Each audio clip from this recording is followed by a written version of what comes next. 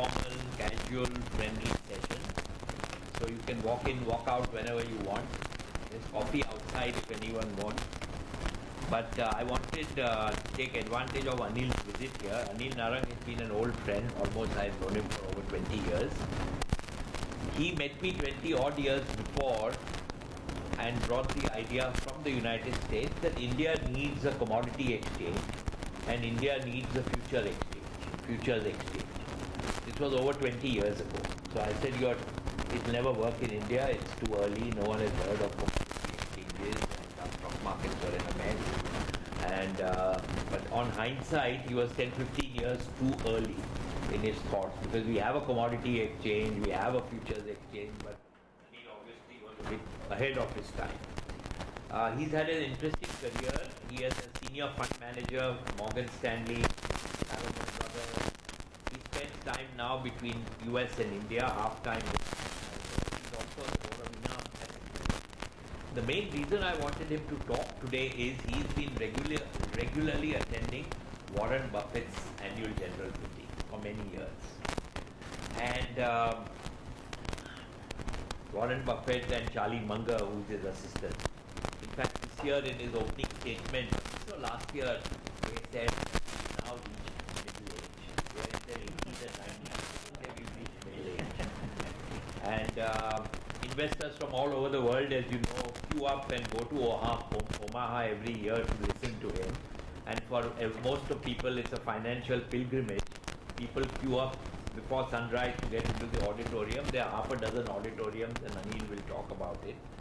And we all have read and heard of Warren Buffett and his investment strategies and looked at his interesting quips and quotes.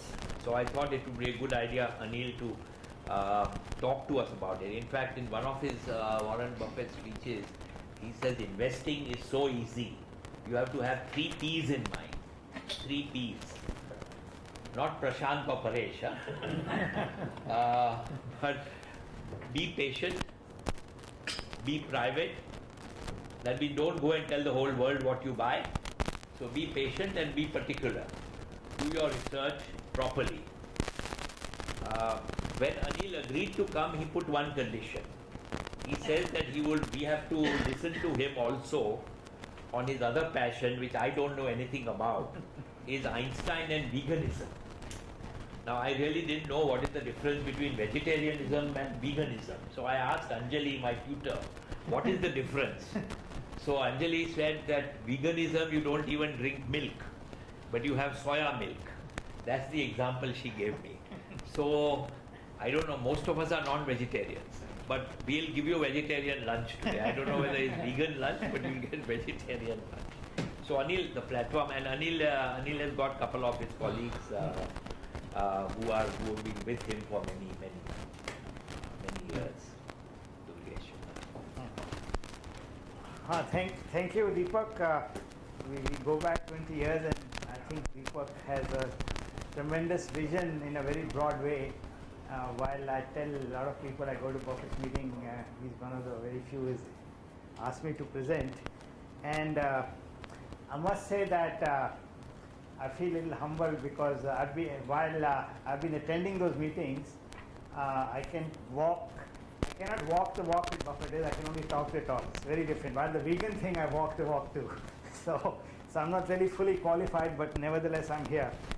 The other, my friend here, Durgesh Shah, he will also be coming in and out of the presentations, and he, I think, is the most systematic, widely thorough investor.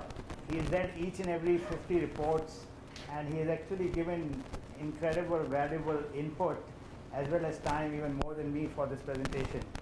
So I feel secure, and any tough questions, of course, I deflect to him.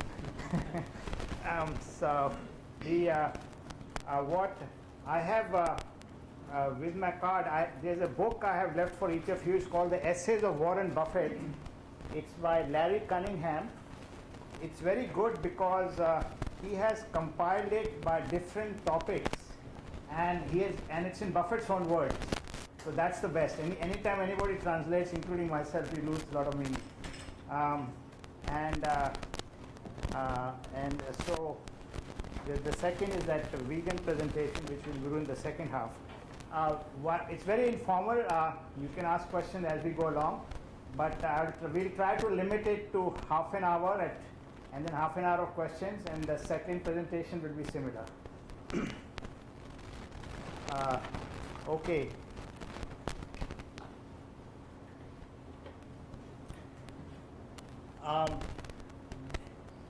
This format of this AGM is very interesting.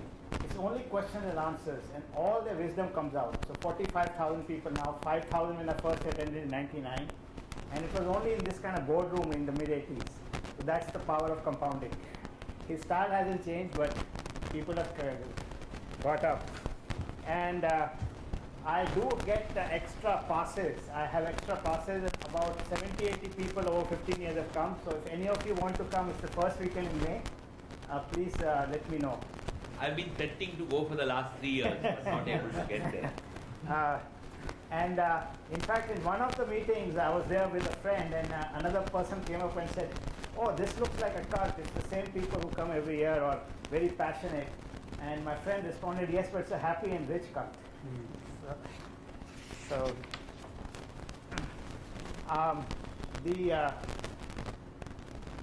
Actually, I don't really go to Buffett as much for investing in business, even though that's a very, very important part. The meetings are very wise and witty. They read a lot, and their wisdom is a byproduct, including investment, of their very thorough and widely read knowledge. What comes out is they're not just smart and rich. They have integrity, patience. They read incredible. They learn. Buffett is donating like almost 100% of it to charity. Very interestingly, Buffett and Munger were just like two individuals, like me and somebody else, or you and somebody else, in '65, and all they had was a brain, and they have zipped past General Electric. As of end of 2012, their book value was highest in the world, so there was nothing inherited. And more interestingly, the real test of Buffett is really more like 60 years, because about a decade before Berkshire was started, he started a partnership in the mid-50s with $105,000 from 10 investors, only $100 of his own. That's all he had. So he took, you will hear about it, he took no management fee, a profit sharing after hurdle rate, never cashed it, and that, with those over 10 years, he put it into Berkshire, and that today is worth 80 billion. But I think if you take out what he's already donated, it may be 100 billion. So that is, it just boggles the mind.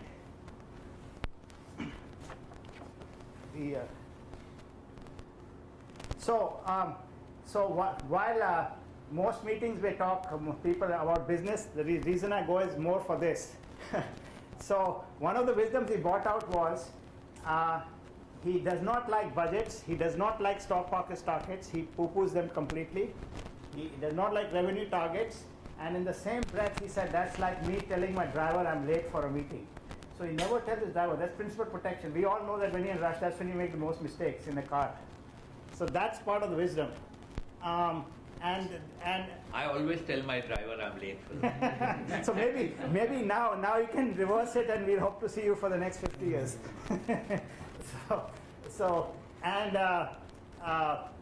He talks about how with children there's no rewind button, you have to devote time to that. And in one of the meetings he actually mentioned five times I remember, that marriage is by far the most important decision. One friend of mine who was attending with his college age student, I think made a big impact. He became more conservative. I think he's happily married as of now. So his father gave him unconditional love. That I think influenced him. It was completely unconditional. And by the way, when Warren was young, his father told him never get into the stock market business. This was after the 29 bear market. So he says the worst business, you will really suffer, but he didn't listen to him. Munger and Buffett also have a very brain which is wired very differently. They don't have any envy or regret.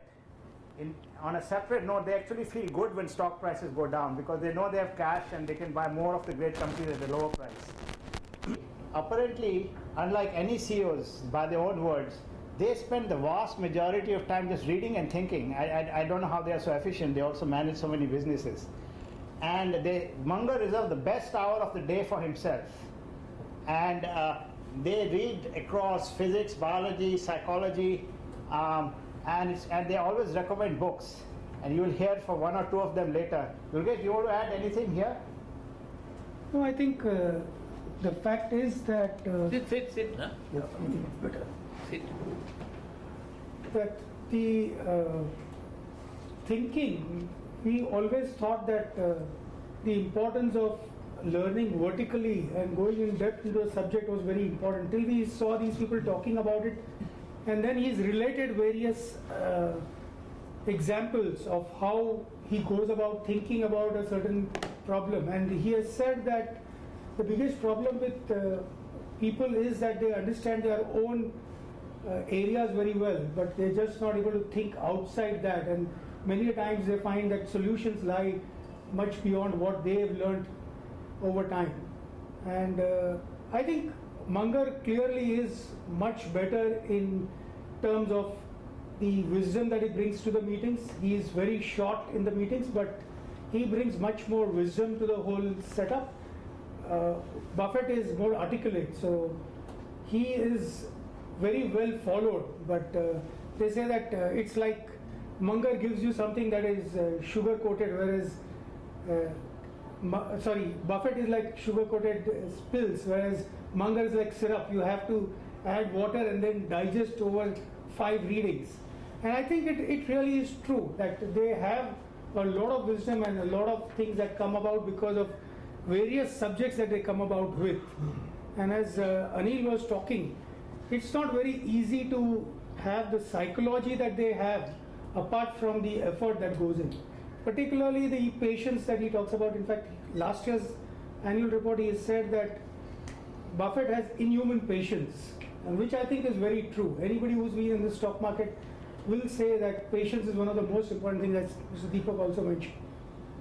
Yeah, in fact, Munger said he was being humble. Of course, I've been successful not because I've been intelligent, but because I've been. He used some better choice of words, something like super patient.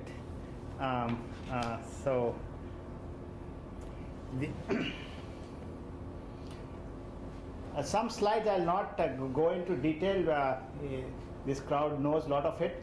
But if I had to summarize Buffett's words in 2 or 3 words, it's really sustainable competitive moat. It's not aggressive growth which can't sustain. It's actually not value in as the way some people use it, because value can be diversified. You buy low, sell high, although value and growth are just mirrors of the same thing. So he's figured the sweet spot for sustainable growth. And by the way, his from 65 when Berkshire was started, as of 50 years later, you've got a 1.8 million %. I can't even do the zeros here.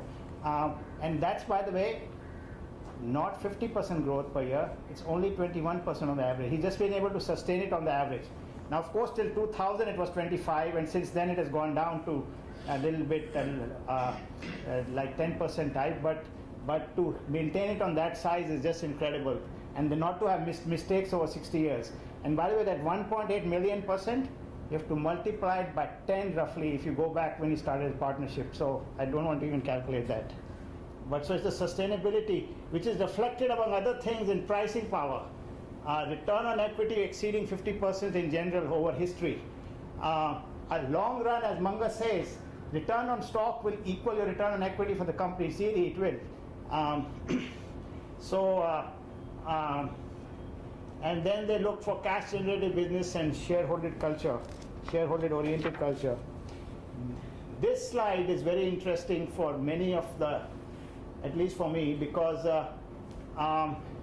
they are very, very strong and black and white in their thinking, that they poo-poo all the capital asset pricing models, the betas and Sharpe ratios.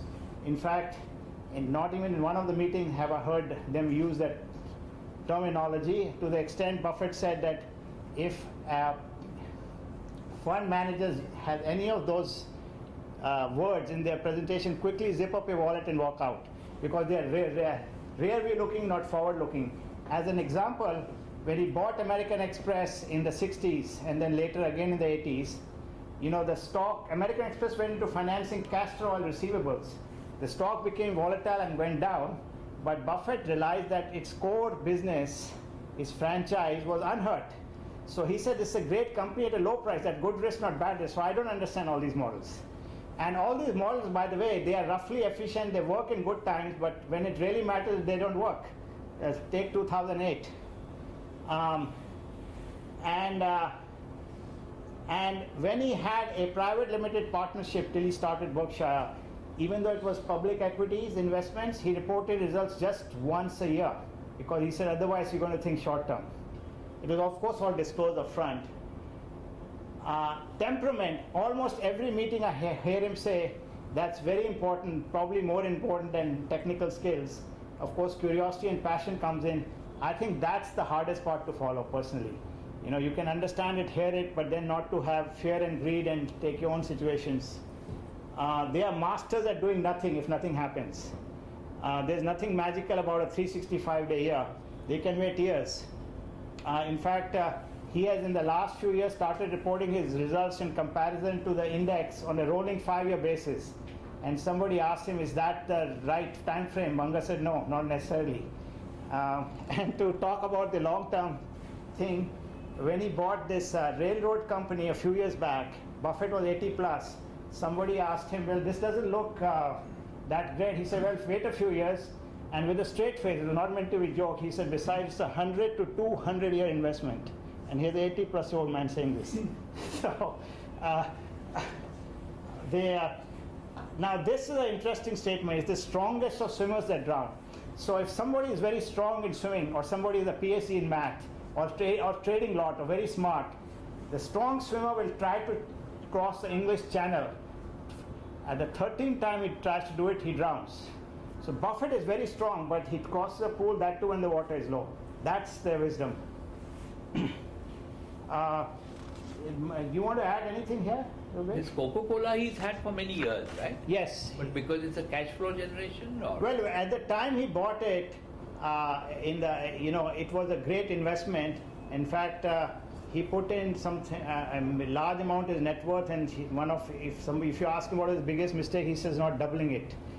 It is. You want to add on that, on the Coca-Cola? Yeah, it did very well up to a point, and then he has confided in saying that, accepted that he should have sold once when the stock went to become too overly priced. But I think it's also the problem he has is that keeps getting money all the time with his insurance float and other businesses. So kind of hangs on to anything that he thinks over long term is likely to do well. In the meantime, when stock prices go up and come down, that doesn't bother him, which may not be the same for most others. But that's been his style. Because I remember one year he bought nothing the whole year. Right. The whole year he had nothing to report the next year. That right. It was so volatile. He says I didn't do anything. Correct. Sat on cash and more cash. Right. In fact, in one of the years, I think he sold some stock, and he said the investors would have been better off if he'd gone to the movies. Right. They never try to time things, and in almost every meeting, a question comes: what do you think about the markets this year? And he genuinely says, and he's not trying to be witty, I have no clue. 99% of the professionals will try to say, well, this, that, hedge this, because that's misleading. Yes, he has a view few years out, but he can't tell you the time. And very interestingly, this took me a long time to figure out, they don't factor in macroeconomics. It's totally aside. Durgesh, you want to comment on that? That's a little counterintuitive. But they buy only US stocks? No, it is largely US. I think that's the circle of competence. They have gone abroad, but not as much as you would think. He's bought an Israeli thing and bought PetroChina. He invested in Israel in this one particular company, but he invested heavily into Korea at one point when it became cheap. And he's also bought some Chinese stocks like PetroChina and BYD. but largely in US. And he says that I participate in the world through companies like Coca-Cola or Gillette, or because they in turn are they are global companies. Yes.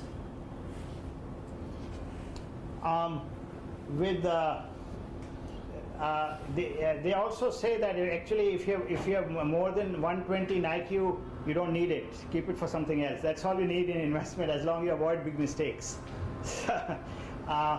Munger, with his reading, even though they may seem simple, they always try to figure out what could happen.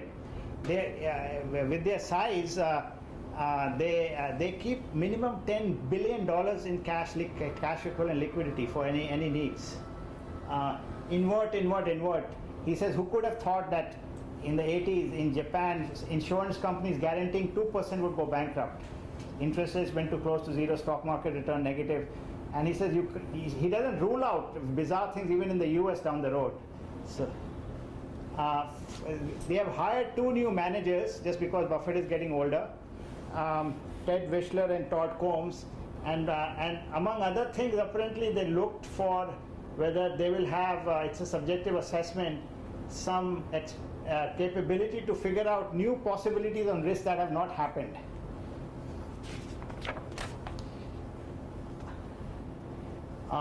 Markets, again, short term is popularity contest, long term is weighing scale. Now the second bullet point, this is a quote from his hedge fund letter in 1960, before Berkshire was started. So there's a difference between being conventional and conservative. You know, if some mutual fund is close to indexing, they're just being conventional. So index is down 20%, they are down 18%, they pat themselves on the back. Well, maybe some could have been left in cash.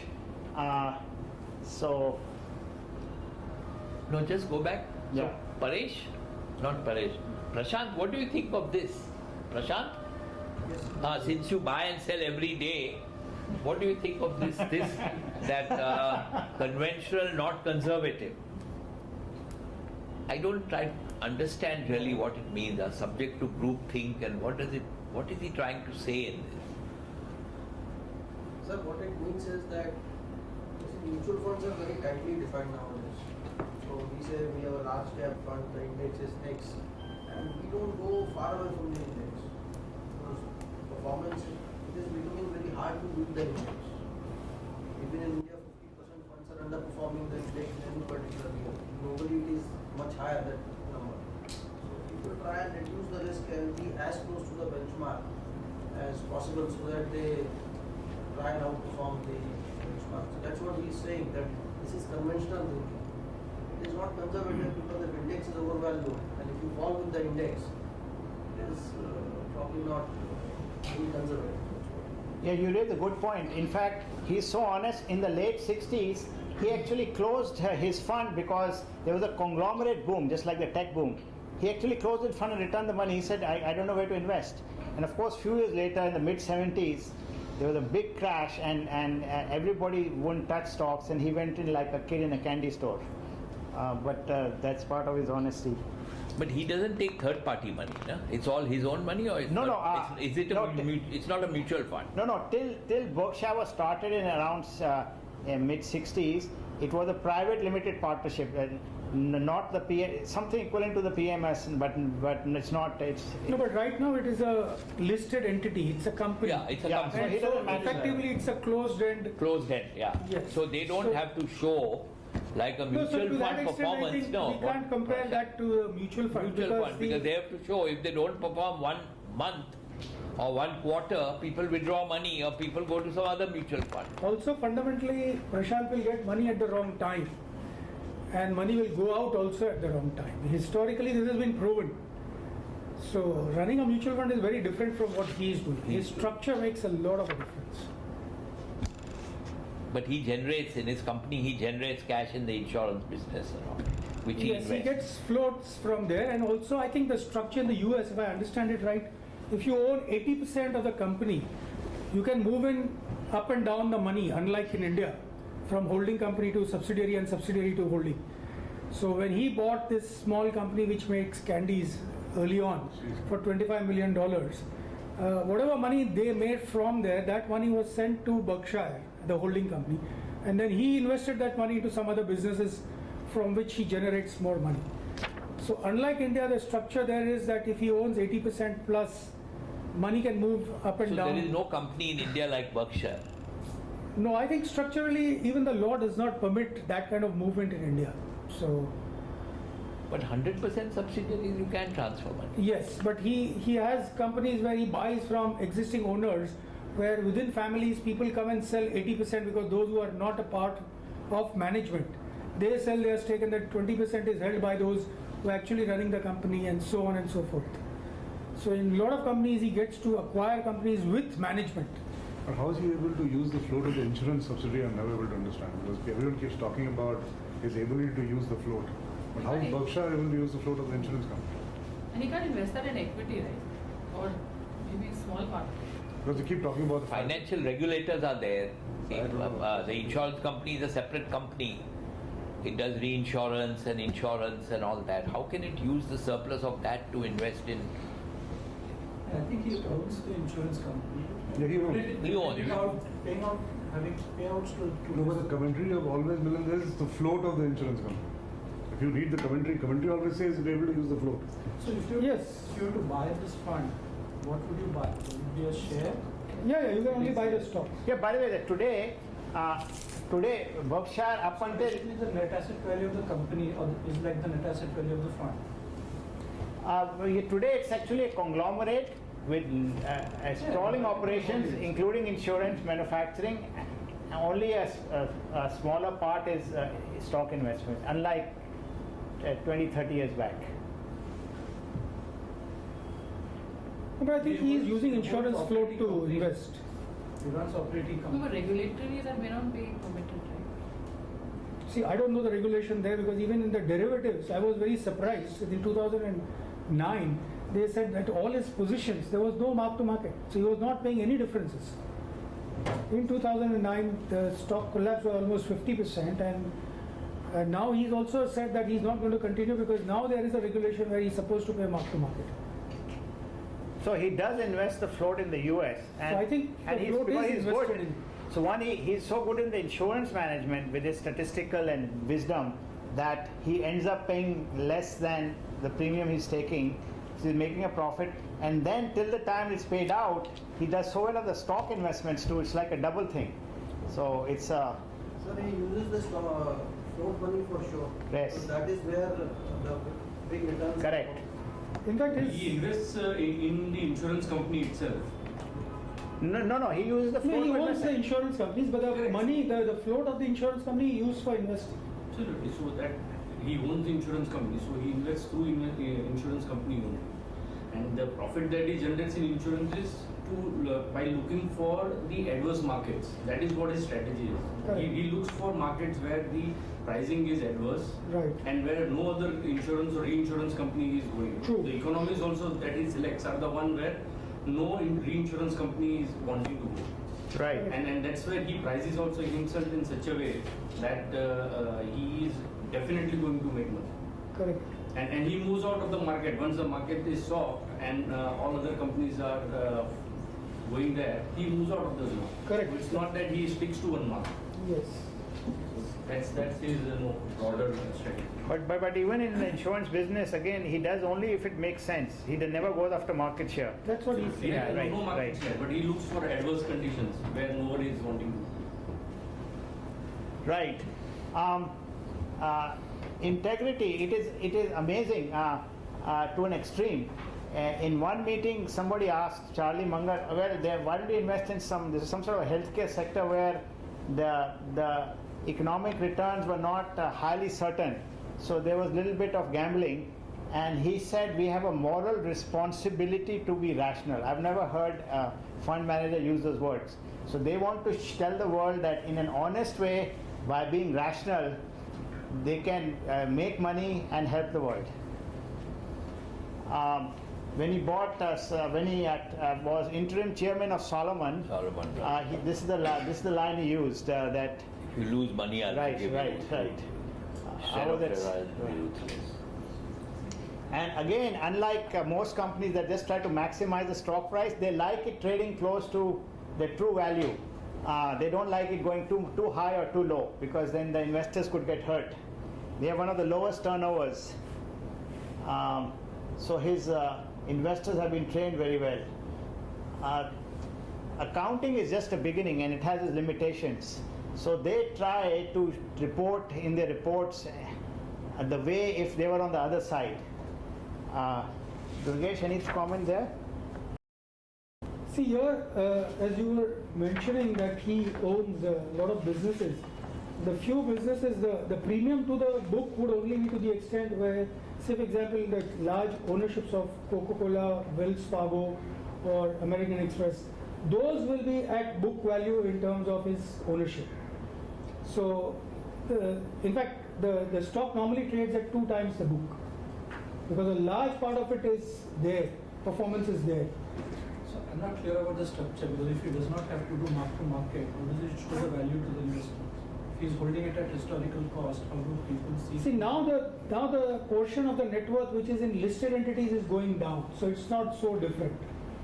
And you can always work that out. The value of the unlisted company. Yeah, the unlisted portion has become meaningful now. Right. Okay, this is a slide that may jump out at a lot of people. And by the way, their views here are very, very strong. It's not okay, maybe it's okay. When he had a private limited partnership, he would not charge a management fee. He would take a profit sharing only after hurdle rate. It was 25% over 4, because treasuries were at 4 at that time. Because he wanted to make money only when the investors did, and if the investors lost, at least he wanted to share in some hurt by not recovering his normal cost. And that's because he was the shareholder himself. No, I put only $100, right? It doesn't matter. No. It started with 100, but it grew. After 60s, right? But what I'm saying will be further exemplified by the next. Munger is totally against the private equity business model. Firstly, they are completely against management fee. They say it should never be charged. He will use the word receive an evil, is something like that. And then profit sharing usually only after hurdle rate. They don't like the fact that they are on the look to sell the businesses to make somebody else maybe a fool, maybe it's justified, maybe it's something else. And then in those private equity businesses, you start to raise a second fund, and then you're under pressure to invest the first fund, and they don't want to invest if it doesn't make sense. So they are so strong and ethical, and my personal view is somehow their honesty, integrity, and the universe in some fashion is helping them. So one may say that you will make less money, but it's not a zero-sum game. Maybe more money comes to them. So.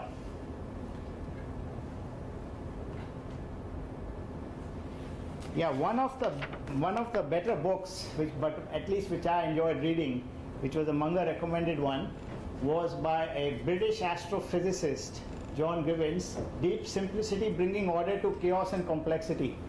What the book says is, there's only maybe 2 lines on stocks, by the way, in this big book, is that in the universe, these are just observations in nature, whether it's planet movements, atomic particles, deer population, stock markets, traffic patterns, out of complete order, all of a sudden there is chaos.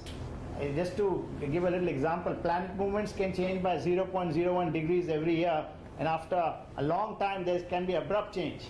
And so human mind cannot compute those. But more interestingly, out of complete chaos, all of a sudden there is order.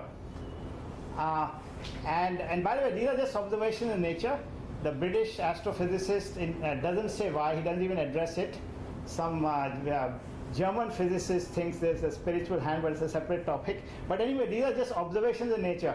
But underlying all that chaos, order is a deeper and deeper simplicity.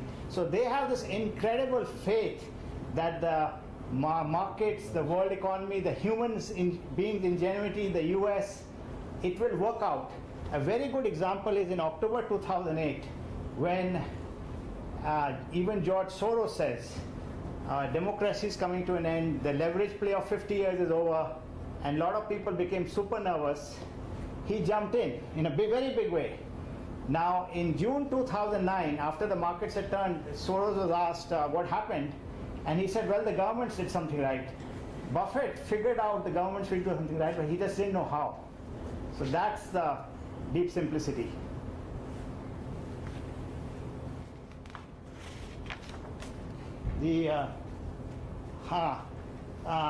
Buffett is sometimes, and Munger especially, they're sometimes very, very basic. They're so basic that it jumps out at you. Like, they say something, Munger says something is too hard to do, just don't do it. What could be more simple than that? And many people just try to figure out complex solution. So he has 3 boxes, in, out, and too hard. The last 2 he doesn't even try to address. So he's very good at filtering those out. In fact, any major decisions, usually in the first few seconds, they know whether they're going to do it or not, and if it's not, they don't waste their time. The first question they ask, it's in a later slide, is that A, do they understand the business? If not, it's out. 2, is it predictable? At least 10, maybe even 20. Otherwise, it's out. So, I think Durgesh's team did some research, and the word mistakes was like 156 times. Yeah, I think it's an unusual number of times that they admit their mistakes. Almost every annual report you will find, which is very unusual for most corporates, that they will talk about their mistakes up front, and they will say that they've not only done it, but they've repeated mistakes. So, which is very unusual about it. And Munger does make this as a point that even from other people, the better thing to learn would be their mistakes, because there are more lessons there than success. And there is a tendency more to follow the success of others rather than the mistakes. And by the way, they didn't do this after they became successful. They've been doing it for a while. It's just that now the world noticing it because of the power of compounding. But in business, no one admits we make mistakes. In companies, no one admits. That's what I'm saying, that this is an unusual company where in the annual report you find every year an admission that these were mistakes. So some of the mistakes are also, he talks about omissions, like he could have invested here, but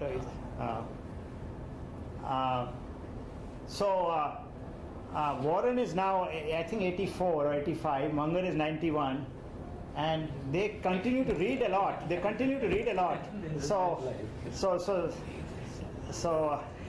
And they're a compounding machine just in reading and knowledge and gathering wisdom. And I think one of the things which is not that well known is that I also think they have some element of a genius. He has incredible memory. You give him 2 very long numbers. I was told by G. Jain that he will give an answer like this.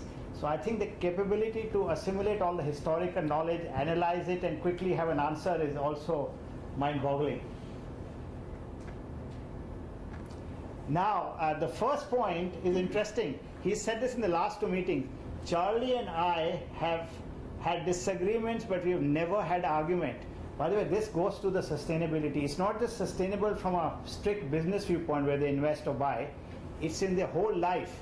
They couldn't be successful as partners if they started fighting after 10 years. And this, so this compounding works in a lot of different ways. Now, the other thing is they are really masters it is, and it's hard for most companies to follow. They have a very, very good sound judgment, and they do not have many of the administrative departments which most companies have. Internal audit, you will see another thing, IT, investor relations, legal departments. They don't even have an analyst. They don't read analyst reports. So there's something very unusual, and they are highly, highly efficient. That's the other part. They buy and then forget about the company, because what they're buying is a sustainable company, hopefully forever, or at least for a long time. When he was thinking of buying long-term capital management after the crisis, it was over a fax of 2 or 3 paragraphs. If they had agreed in half an hour, that's the window they gave them, money would have been exchanged. The lawyers may have had some document after a few months. Yeah, they are also good at assessing people quite quickly, quite easily, it seems. There's a good deal with a bad person is a bad deal. So yeah, I already covered this.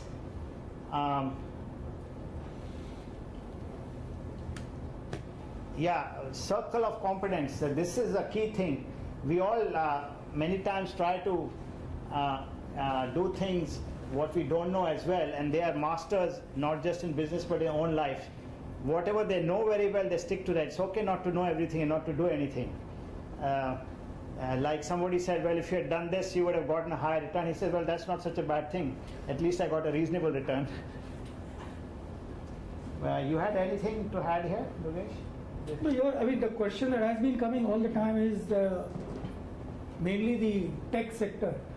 And although Buffett is very close to Bill Gates and Bill Gates sits on the board of Berkshire Hathaway now. They don't have any e-commerce stocks. They don't. And any tech stocks. Yeah, by the way, on that e-commerce, No Apple.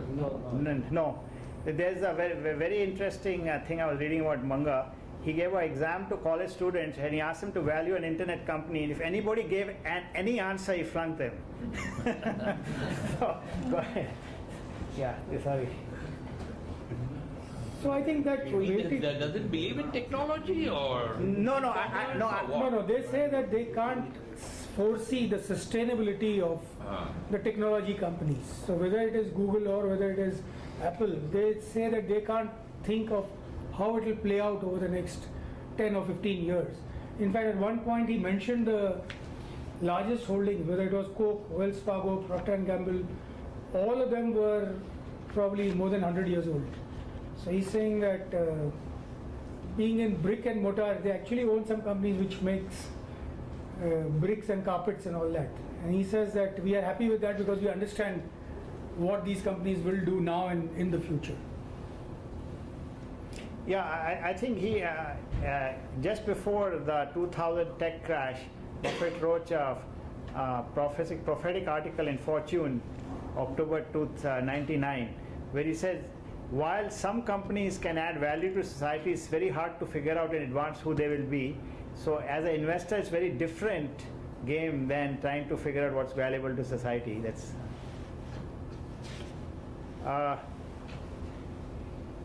the key thing is, I talked about moats, and if any company can widen the moats, their competitive advantage will grow, and so will their business and therefore the stock price. Moats can be in many forms, quality of product, service, cost, culture. For Berkshire, that's a big thing.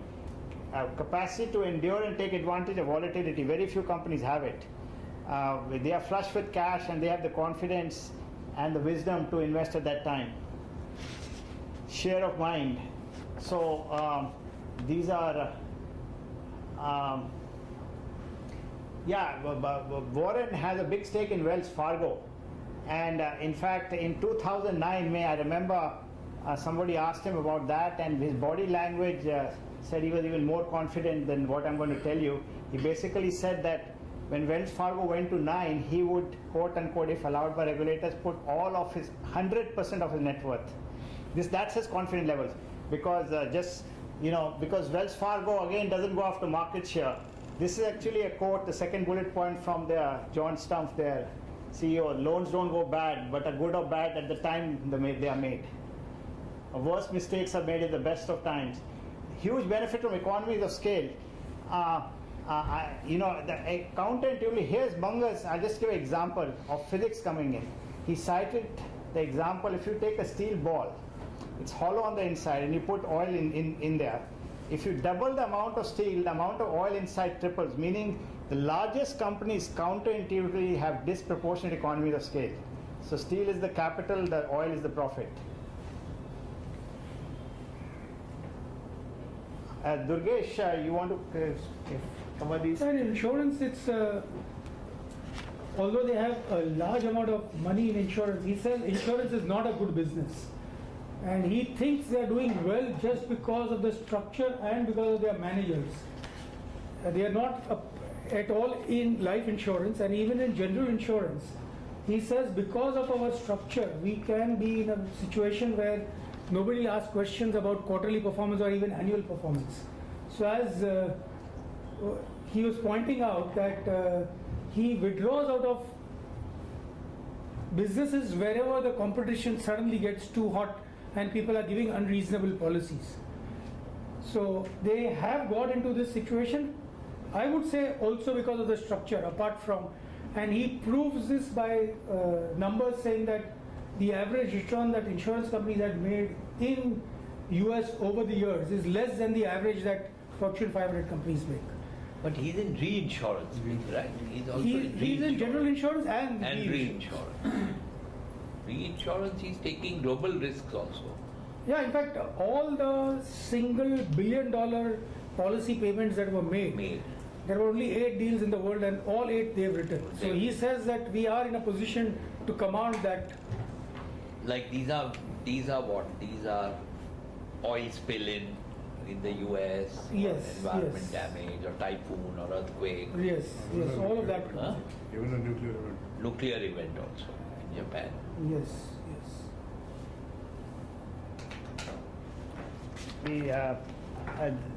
Durgesh pointed out that actually even in the manufacturing and operating business, which is now a big part of the empire, What you're they've talking done about so the businesses that they own, 80 to 100%. Even there, last year, the return on equity was 19% on a $24 billion. And in an environment where the interest rates itself are very low, 19% is very high. So they're doing extremely well even in the manufacturing area, although they have that traditional carpet and brick and all those kinds of But how many businesses. companies they would have 80 to 100? About 10, 20 companies or more in their portfolio? They will have a large number. Large number. Yeah, I think it's about 40 to 50 companies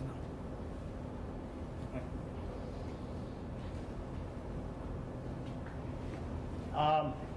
Capital allocation, in fact, that's a key task of Warren, which I think will be the hardest to replicate. He's a master at that, like, the insurance float, allocating it somewhere else. Durgesh, you want to talk about some of the... Yeah, in fact, he's gone on record to say that even in listed companies in the US, of course he talks about the US more, saying that the person at the top has to have this capability, irrespective of whatever else he knows. Because he says that most companies in the world have failed because of allocation of capital. So in fact, he goes to give an example that I asked this guy that how much of its profit comes out of this particular business, which is a core business. And he says that they will tell me that it is 100%. And then when I ask him what happened in the past, he's saying earlier we used to make 125%, and then we went and diversified something, and then that is the place where we lost. So allocation of capital is something that he has been talking about a lot, and then this I think is true about, more true about India than probably what he says about the US. Yeah, and again, they do something, everything is too basic. They don't declare dividends because they feel they can reinvest better. If the investor wants cash flow, he can just sell some shares. Yes. So everything is too basic, No, like for instance, our institutional shareholders tell us don't declare dividend. Right. Why are you paying tax and we don't want your money? You can earn more than what we are earning. That makes sense. So why don't declare dividends? All our institutions, for the small shareholders that we have to declare dividends. Mm-hmm. All institutional investors that you give a return of 18-20% ROE, we can't get that in any business. Correct. So don't give us cash, plow it back. Mm-hmm. In fact, everything they have done is just very well thought at a very basic level. The other thing is, remember I talked about how they don't use these capital asset pricing models. Munger has pointed out, and I was actually also surprised, he said only 2 business schools in the US have a course in how to value a business. So you have MBA with all these fancy financial technologies who don't have that basic course. By the way, he said the other only course people need to know is how to deal with markets. You wait for the fat pitch.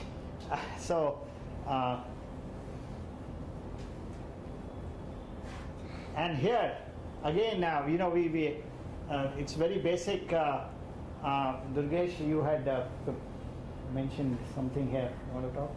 He just says that wherever we talk about people taking over companies, and at the time of the takeover, obviously everything is justified, but very rarely do you see anyone who comes back and sees if whatever assumptions were worked out or not. And he gave the example of, I think, only Johnson & Johnson has a record of talking about, or at least the internal systems to go about seeing what worked, because they have had the maximum number of successful mergers and they know that. So they come back and see every acquisition, whether after 3 years it worked as per plan or not?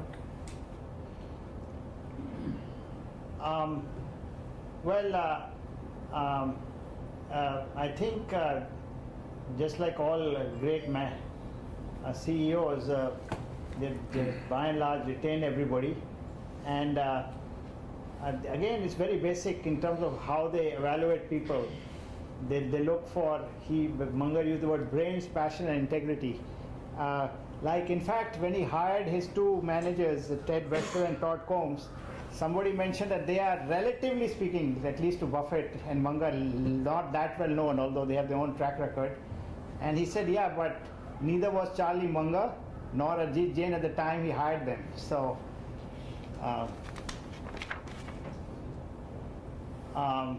they've always had this liquidity and been frugal. Something very basic, but just for the sake of completeness, we had this slide. Yeah, while they say things, sometimes they do the other things. Like he was against investing in commodities because they don't have sustainable, predictable growth. But he went and bought PetroChina, although he got off it. And here's a quote from Munger. It's too basic. Somebody says, "How do you succeed? How do you do all this?" It's very simple. Just deserve it. So so we have covered the thing. If there's any, that's good. We have had questions in between, but any further questions, if you have, we can handle. What's your take on the so-called Buffett premium? Buffett what? Buffett premium. I think they have. There is a Buffett premium in the market, but I think the market, this is my view, is maybe overemphasizes that in the sense that they buy something is generally to hold it for a very long time. They don't trade in and out. However, if and when Buffett and or Munger are not active, to replace them in the grand scale they do will be very difficult. My view is like Einstein or Mozart or Gandhi, they are in that way of the business world. But nevertheless, it's not a trading outfit. I don't think it will collapse. And in fact, if it fell a lot, it may be a good opportunity to buy. Anything you want to add to that? So the premium partly is justified because they are in a unique position, like in 2009. The offer that they gave, whether from Goldman or from GE or those offers they got, I don't think many other people would have got, just because they are sitting on that kind of cash. So even if somebody else has a similar amount of money sitting on, they wouldn't get the same offers. So the reputation they have built, even similarly for a sale of a company, as I was mentioning, that if there is a family who runs a company today and the operating people want to keep the ownership and the balance guys want to sell anywhere in the world. Now this Iskar was an example where Israelis come and sold to them. So that kind of an opportunity that they get, I think, is unique to them because of the reputation they've built. In 93, I bought my first Berkshire share at 16,000, and I was sure, what if Buffett is no more anyway? So far, it's been going. Now, what is the price? About 215,000. To 200? They never split it. That's the other thing. It's too basic. $215,000 per share. Right. $200,000. So again, it's all to buy one share. I think partly they have designed the structure in that fashion. You know what you mentioned about that your shareholders want dividend and not wanting dividend. If you look at a simple thing like Tata Motors recently, you look at the amount of dividend they paid out and the right issue they did or the placement they did, it beats you that why should rationally a company do that. So he doesn't have to get into all of that. In fact, somebody proposed that there should be a dividend, and they put it to vote, and the promoters didn't vote for it, and it was voted out completely. So their shareholders, he says that we want shareholders to remain with us, and the number of shares traded should be very low because we are happy with people who own the share. In fact, 2-3 years back, Buffett said if some of the investors in Berkshire, going back a few decades, chose to reveal their wealth publicly, they would be in the Forbes billionaire list. This is the kind of wealth he has created. As as awesome as their performance is, I think it is still the most understandable, repeatable process. It's hard to follow more because of temperament and many other reasons, but at least there is something laid out. They've written so much, they appear in meetings. Many other smart investors, I don't know if they'll be able to repeat what they did. So the study of these people, even if one is able to follow to some degree, can only help. What I was saying, his process is understandable, repeatable, and companies and people can benefit. Shri Cement MD Bangur met him around 2006, and immediately in his next annual report, he said, these are the principles of Buffett and this is what he's doing to apply it. I'll just go over it. I'm not going to spend time on it. One minute. Let us see, let us read the principles at least. We think of our shareholders as owner partners, ourselves as managing partners. Okay? Next principle. Okay. They eat their own cooking. Eat their own cooking. Next principle. Durgesh, you want to say anything on this? So basically this was a classical old style Indian promoter, and creation of assets was the more important thing than looking at returns. And then it changed completely, and you can see that after that. I use this, sorry. I'll do that. You can keep speaking and take care of it. So most Indian promoters historically were just looking at I don't know where it went. creation of assets and not the returns that shareholders got. And this particular company has done extremely well thereafter, where I know there. Eastman, sorry. IT. Yeah. How do you? Just, just get out first and then do it again. Yeah, click it twice. Okay. No. Yeah, open it. Yeah. Okay. I use this now.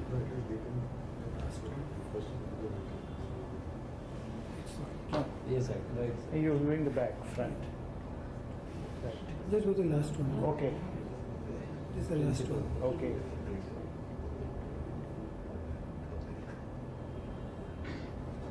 This is what happened to stock price after he met him, 2006 was the time when he Shri Cement. Yeah, so he met him here, applied the principles in a big way, due to many other reasons also,